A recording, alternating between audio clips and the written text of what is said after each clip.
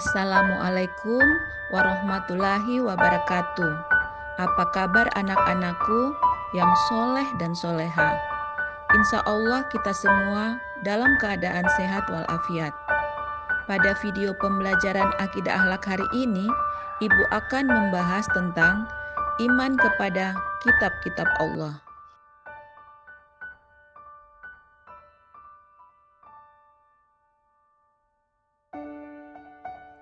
Bagaimana beriman kepada kitab-kitab Allah?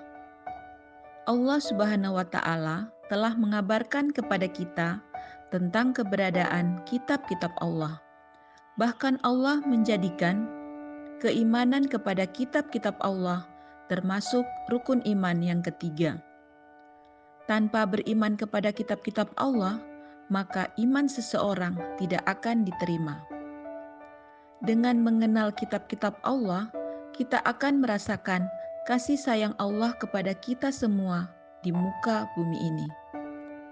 Salah satu pokok kepercayaan atau rukun iman dalam Islam ialah meyakini adanya kitab-kitab Allah Subhanahu wa Ta'ala. Kitab-kitab Allah Subhanahu wa Ta'ala adalah himpunan wahyu yang diturunkan kepada para rasulnya untuk disampaikan kepada sekalian manusia sebagai pedoman hidup.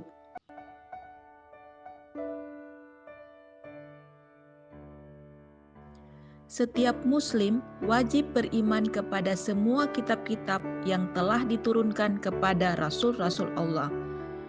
Firman Allah Subhanahu wa Ta'ala dalam surah An-Nisa ayat 136. A'udzu billahi minasyaitonir rajim.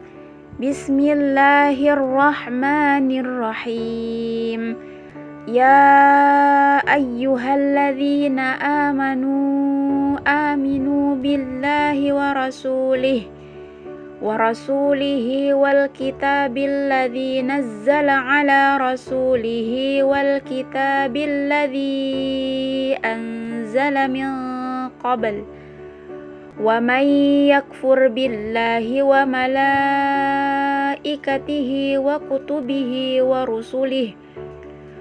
rusulihi wal yaumil akhir faqad dhalla dhalalan ba'ida.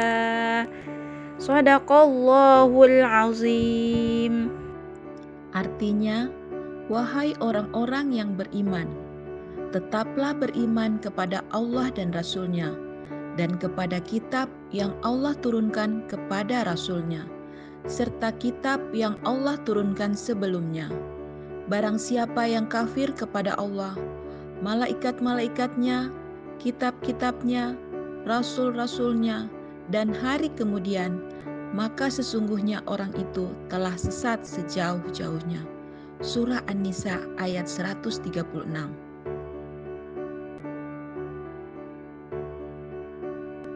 Kitab-kitab Allah yang wajib kita imani ada 4, yaitu yang pertama, kitab Zabur. Zabur adalah kitab suci yang diturunkan kepada Nabi Daud alaihissalam untuk dijadikan petunjuk dan bimbingan baginya dan umatnya.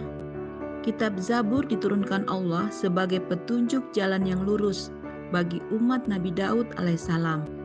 Kitab Zabur juga sebagai kabar gembira bahwa bumi ini diberikan kepada hamba yang soleh, serta sebagai pemberi peringatan agar tidak ada alasan bagi manusia untuk mengingkari adanya Allah Subhanahu wa Ta'ala.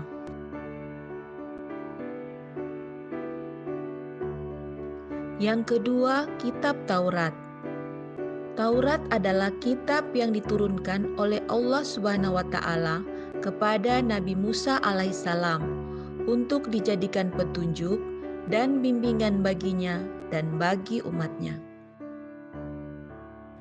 Adapun fungsi diturunkannya kitab Taurat adalah sebagai petunjuk bagi Nabi Musa dan bagi Bani Israel untuk beriman kepada Allah Subhanahu wa Ta'ala.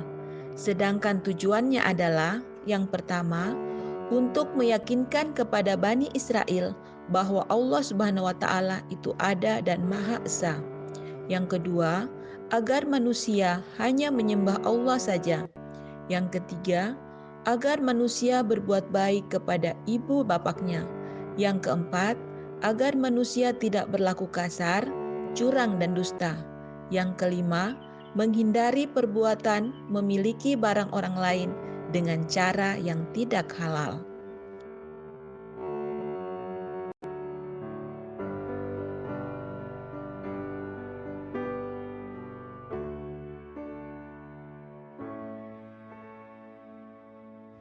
Yang ketiga adalah kitab Injil. Injil adalah kitab yang diturunkan oleh Allah Subhanahu wa taala kepada Nabi Isa alaihissalam sebagai pedoman dan petunjuk hidup bagi Bani Israel. Nabi Isa mengajarkan kitab Injil kepada para pengikutnya hanya selama 3 tahun, tepatnya sejak usia 30 sampai usia 33 tahun. Lalu beliau diangkat ke langit atau diselamatkan oleh Allah Subhanahu wa taala dari pengejaran kaum Yahudi yang ingin menyalibnya. Yang keempat adalah kitab Al-Quran. Al-Quran menurut bahasa berarti bacaan, sedangkan menurut istilah adalah kalam Allah Subhanahu wa taala yang diturunkan kepada Nabi Muhammad SAW sebagai mukjizatnya dan bagi yang membacanya merupakan ibadah. Isi pokok kandungan Al-Quran yaitu yang pertama tauhid, yaitu mengesahkan Allah Subhanahu wa taala.